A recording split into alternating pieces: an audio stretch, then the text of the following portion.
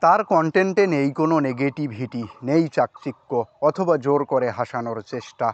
তবুও তার ভিডিওগুলো দেখে হাসেন সবাই। একটা সময় অন্যের বাড়ি থেকে চেয়ে আনা চালে যার ঘরে রান্না হতো, আজ সেই রিপন মিয়া দেশের জনপ্রিয় কন্টেন্ট ক্রিয়েটর। হ্যাঁ, এটাই বাস্তব। হাই বন্ধুরা, আই এম রিপন ভিডিও বলে কথা শুরু করেন, তারপর ছন্দে ছন্দে বলেন যা মনে আসে তাই।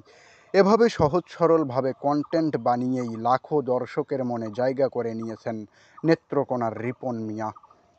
পেশায় রিপন একজন কাঠমিস্ত্রি। অন্যের বাড়ি বানানো তার কাজ হলেও রিপনের নিজের বাড়িটি ছনের তৈরি। ইদানিং আলোচনায় এলেও সোশ্যাল মিডিয়ায় রিপন প্রথম ভিডিও আপলোড করেন 2016 সালে। মাঝে কিছুদিন বিরতি দিয়ে 2019 সালে ফিরে নিজের নামে পেজ খুলে আবারও ভিডিও আপলোড শুরু করেন তিনি।